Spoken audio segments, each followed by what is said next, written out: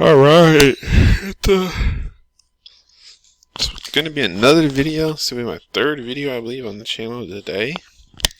I did a couple on Destiny on a OnePlus 7 Pro phone with Google Stadia, and Destiny on my Galaxy Tab S5e on Google Stadia, so go check those out. And then, this is about the PS5 event that was today. It was, as of now, it was about, well, it ended about almost 5 hours ago. And what I thought of it, my thoughts, and I've got Reset Era pulled up here with all, so I can it's kind of like my notes. I never have any notes or script for these videos. That's my excuse for why they're so bad. But so this can kind of jog my memory of what all the games were called and what happened and everything. But my overall thoughts were definitely, I was very underwhelmed. Maybe I'm being a fanboy again, and honestly, E3, felt like E3 to me. It really did. It felt exactly like Sony just took their E3 show and put it online, you know. That's what it felt like to me. And I haven't been impressed with E3 shows, either Microsoft or Sony, in a long time. To me, the golden age of E3 was around like 2013, 14. Or no, I mean, earlier than that, it was Xbox 360 and PS3 era. That was the golden age, about 2007, 2008. That was when, like, the graphics, to me, took the biggest leaps they ever did. Games like Killzone 2, Gears of War. Ever since then, I've never been as impressed with graphical leaps, and I've been gaming since the freaking 8-bit Nintendo, you know? So I've seen it all, and we always had huge graphical leaps, but I never saw, right about the PS3 360 area, in my opinion, is when we hit diminishing returns. And yeah, we still get games that are amazing, that look fantastic, but they don't wow me like they used to, usually. In terms of leaps, you know? But we still get amazing games. And still, if I go back to the Xbox 360 today, I can tell, you know, it looks much worse. So you can't say they haven't improved. But so anyway, so I'm trying to. So yeah, the whole Sony show is pretty boring in my opinion. I was really tired when I was watching it. Because I don't know, I'm just an insomniac and I don't sleep at night. Now I've had a nap and I feel a lot better. But the first game they showed, just my overall impression, being honest and not being a total fanboy, I was totally underwhelmed. I didn't think it was that exciting at all. I guess the two games looked the best were the Ratchet and Clank game. That looked like a real game, and then whereas like they had some Spider-Man thing, I don't even know what that is. Is that is that a DLC or something? I don't know. But it looks very boring to me, and the graphics looked very average. And they didn't show any gameplay, you know. They showed like a cutscene angle, non-gameplay angles. I hate that. Whereas Ratchet and Clank, they showed real gameplay, and it looked pretty good, I guess. But it still looked like a current gen plus, as I would term it, title. You know, it looked like this gen, only a little better, which was a theme throughout the show. Nothing really blew me away and looked next gen. It looked like this gen and improved a little bit, maybe sometimes. And so yeah, I mean, like I said, they showed a lot of like indie style titles. And I don't know why it's taken me. I've been watching E3s for probably 20 years, and why would it take me this long to figure it out? But I realized that, like, they do like 3 or 4 hit games. Like, they started off with Spider-Man, Ratchet and Clank, you know, AAA games. And then they pad out the whole, and they put some at the end, and maybe one here and there. But they pad out the whole show with tons and tons of indie games that nobody cares about, you know. I don't care about anyway, like this Project Athia thing. And I don't know. Let me scroll down and see if I can find any other names. Kena Bridge of Spirits, you know. Deathloop. Well, Deathloop's more of a AAA game, or at least AA. I'm not finding all of them here, but Pragmata, that actually looked cool. if I remember. But yeah, there's just a ton of these like little artsy indie type games that just went on and on. They were pretty boring to me.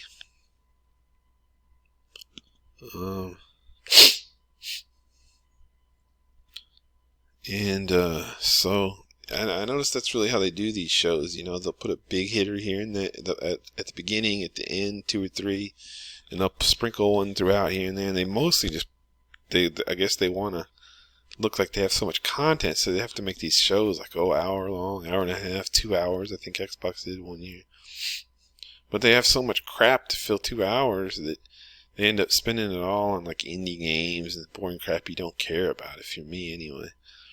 That's what this show felt like, Felt like a lot of indie games and stuff.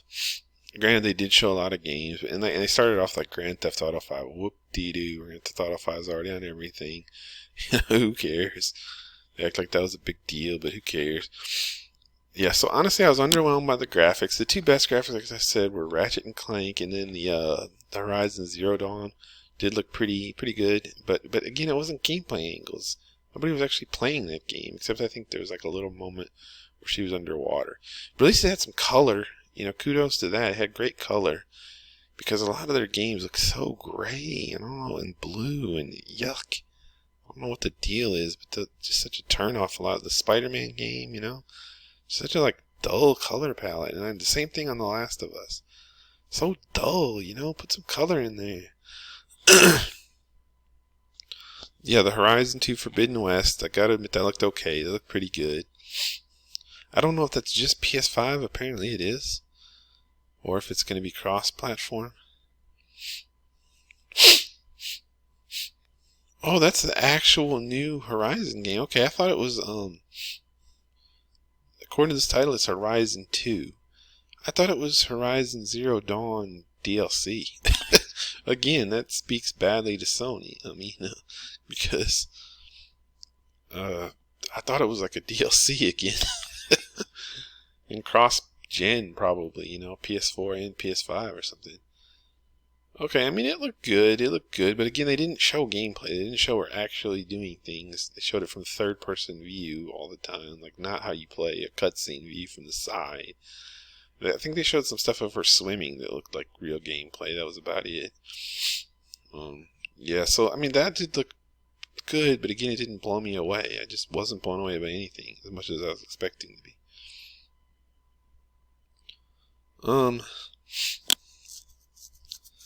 Then I was getting worried towards the end. I was really bored, to be honest. And like I said, it's probably partly because I was falling asleep tired, but I thought they're not going to, we wanted to see the price in the console, and I thought I was getting towards the end. I thought they're not going to show it. They're not going to show the price of the console. What a flop, event. But they did show the console. They didn't never show the price, which if I thought about it, it should have been reasonable to expect that, because they had to show the console because it's rumors it's been starting production and stuff. And once you start production, you're screwed because pictures are going to leak of your console, to be available in the fall, it either has to have started production or start soon.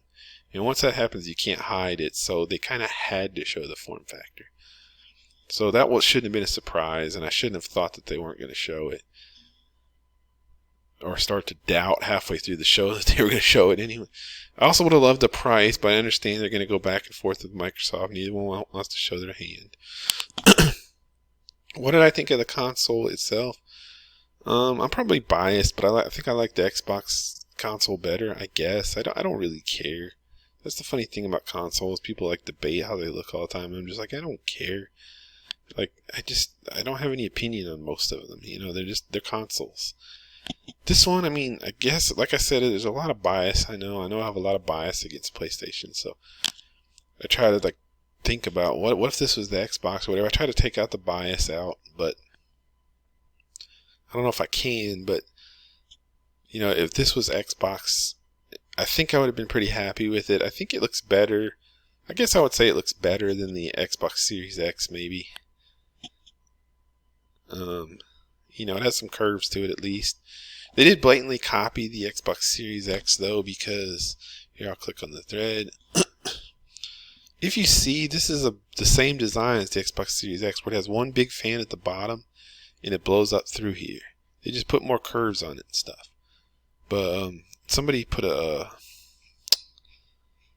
somewhere in here there's a picture of it on the side where you can really tell, because the way it is, you can't necessarily tell. But if you see a picture of it laying on its side, you see that it's just like, this is a fan down here, see?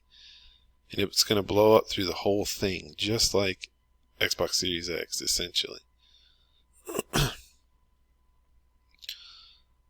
You know, there's a big one blower fan design up through it, just like Xbox Series X. So they did copy the Xbox Series X, basically, which was the rumor. That they didn't want to show it because they didn't want to prove that they were copying the Xbox Series X too much. Another thing I'd like to comment on is the fact they came out with the digital edition, which is no disc.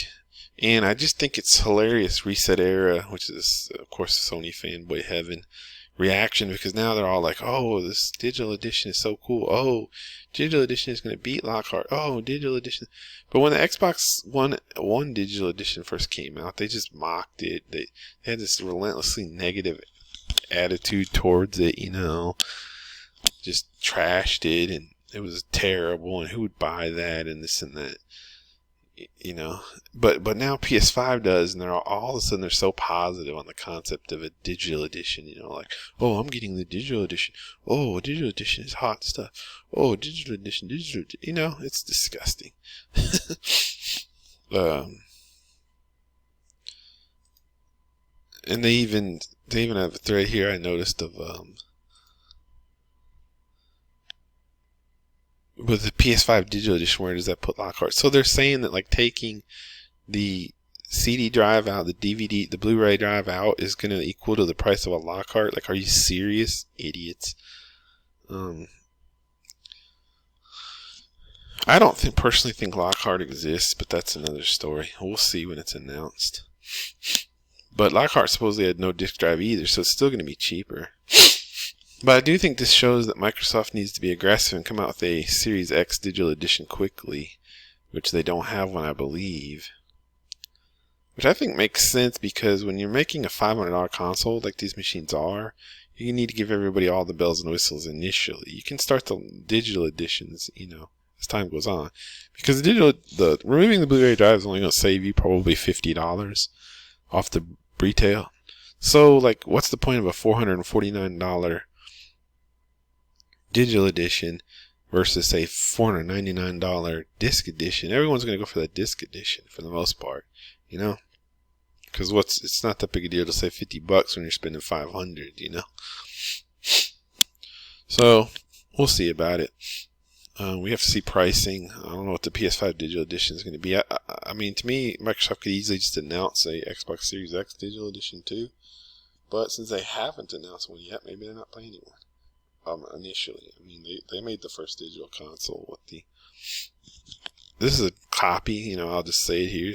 Sony's copying Xbox now with their digital edition, just like they copied the controller, they copied everything.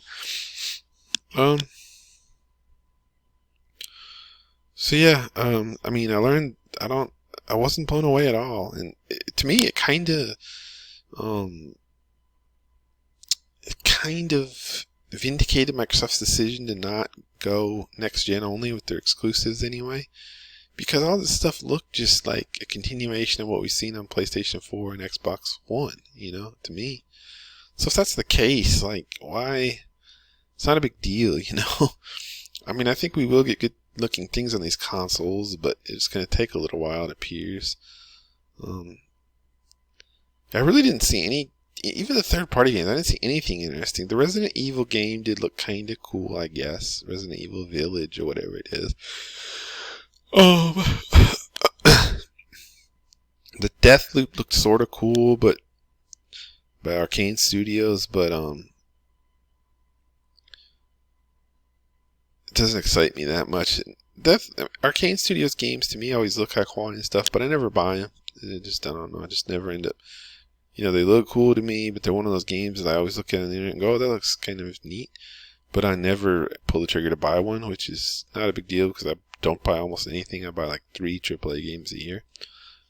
But so yeah, I mean, let's get another Deathloop. Okay, it looks kind of cool. The art style's not necessarily my thing, but I won't buy it. I mean, almost 100%, I will never buy that.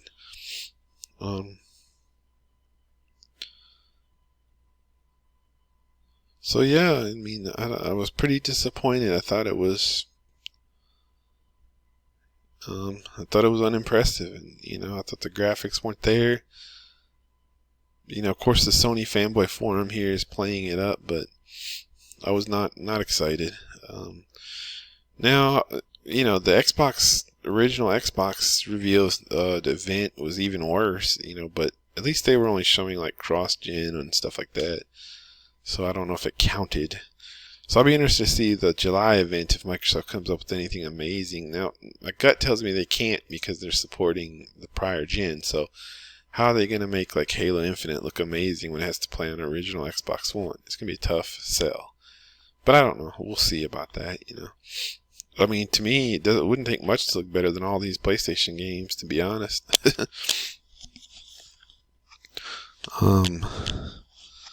Yes, that's all I've got to say, I guess. I was very underwhelmed, but, it is what it is. Yeah, bring on Cyberpunk. That looks cooler than the entire show, in my opinion. Bring on Halo Infinite. Bring on, I don't think it would take much at all for Microsoft to beat this show, the internet will never admit it, but it would not take much at all for Microsoft to beat this show. This show is not impressive to me. I'm trying to think if there's anything else I missed. Oh, and I also thought it was kind of sad where, like, when they're talking about the PS5 in the video, they had to start hyping the SSD. Like, come on, dudes. Come on. Really? Really? Hyping the SSD, huh? Really?